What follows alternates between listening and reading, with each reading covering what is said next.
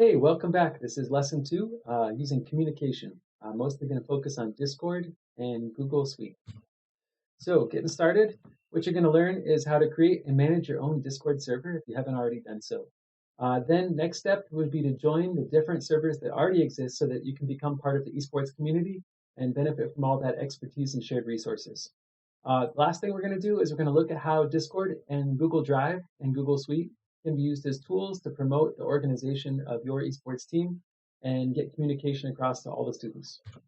So getting started, if you're an old timer like me, you probably used in-game chat or voice at some point, moved on a little bit later to TeamSpeak or Ventrilo. My experience with Ventrilo was in EVE Online, where I was part of fleets of up to 500 people, and you kind of hope that when the enemy capital ships jumped in, you had one of those fleet commanders who was calm and collected and didn't start raging and dropping F-bombs. Anyway, that has all moved on to Discord now.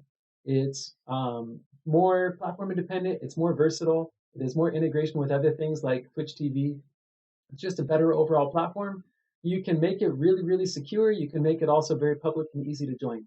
What's cool about it is that by default, it has both voice and chat channels. But what's even better is that you can drop in images, you can drop in hyperlinks, and it'll recognize what type of link it is and produce the appropriate multimedia representation of that link. It also integrates really easily with Twitch TV, as well as a whole bunch of other games that kids are playing these days. And there is a mobile app for this. So kids can have it installed on their cell phone, which means they are always kind of like one or two types away from reaching at least a good half of your students. Right now, I've got about half my students at least online through the mobile app, even if they aren't actually online at a PC somewhere. One thing that I recommend is that you set up some basic role management, provide some of your trusted student leadership with a moderation role, and then let them take it from there so you don't have to manage the finer details of who's in which lobby or who's on which team, or even just to be able to moderate the content that's posted there. What's really nice about Discord is that you can jump in between different servers and different communities with just one click. You don't have to sign out and re-log in somewhere else. You can have all of your servers set up, both yours and other esports groups, and you can just click between them and jump around. And it is the primary way to access the esports community. This is going to be our main method for communication. So this is what Discord looks like when you've loaded it up. At the very top left, you've got the home button, and that'll also get you to your PMs, your private messages, which is your like one-on-one chats with anybody you've friended or anybody you've come across. Below that are all the different servers. I put the esports training for coaches server up at the top left of mine, and I hope you guys join that later so you can start to do some interactive stuff with each other as you guys move through this course. And then within each of those servers, they've been set up with different channels. That's one thing you're going to be watching a YouTube video I've curated to get you on how to do it. It's really easy. Just hit the plus sign, and then you can also create different categories and drop them around. One thing that happened on this particular server is that I had a student who wanted to go in and decorate it and make the channels just a little more colorful.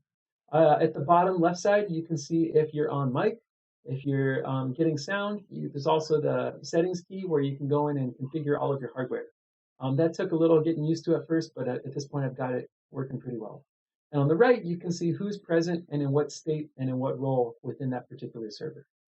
So, and of course, down the center is all the chat that's going on, or there could be a Twitch stream you can click on and join up on very easily, stuff like that.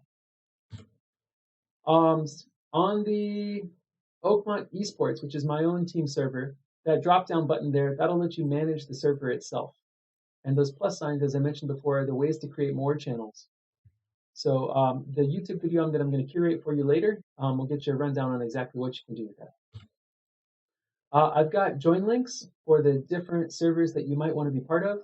NASEF, PlayVersus, NCEL, esports.edu. And the only one that I don't have direct access to is Connected Camps. That's because if you get a coach assigned to you, they will create a secure space for you and your students, and they will send you the invite for that one. So there are a whole bunch of servers that I hope you join. In particular, though, the server for this actual class, where we will be doing some interactive stuff later. So please follow the links on the website later on. One thing that's amazing about Discord is that it allows you to do play from home coaching. So for example, one time I was at my son's soccer practice. I was actually coaching soccer and coaching esports simultaneously. Not necessarily very well, but I was doing both because I had my cell phone in my pocket, an earbud in, and I was listening to what the kids were doing and responding to them, making sure that everything was going well. Expectations are that you are on Discord when you're playing a match against another school. They want to know that the students who are logged in are in fact the students you think they are. This is an anti-smurfing protocol, and they also want to make sure that everybody's showing good sportsmanship, communicating appropriately. They also want you to monitor your students for tilt or anxiety or anything else like that. So definitely being on Discord is a good practice. It's the kind of minimum you want to do to supervise practices, whether those are on campus or from home, but especially from home. I would also recommend if you're monitoring a match that you join in to the match as a spectator through the game client itself so that you can run a stream or a video recording on a 3-minute delay. That way the video will be available for analysis later on. You can also watch a Twitch stream from one of your players. It's not recommended that these be live though, because that could give a strategic benefit either to your own coaching staff or to the other team. So any streams from a competitive match should be on a delay. All right. One other tool that I suggest is that you hop on Google Drive and create a shared drive for your team and get your students who are in leadership roles appropriate access to that. One thing you can do is you can set a weekly agenda for this. You can also store all of your media, your documents. I've got my rosters up there, all the kind of database info we've collected. We've got our strategies, our coaching tools. It's also a repository for those recorded videos that I mentioned, which acronym is VOD, which is video on demand, but it's your analysis tool for after the gameplay's actually occurred. And then, of course, one thing you can do with Google Suite for Education is you can set up forms to populate a spreadsheet so that you have all that rostering info you need for the different leagues at your fingertips. One other thing that's cool about Google Suites is it integrates with Google Sites and Google Calendar.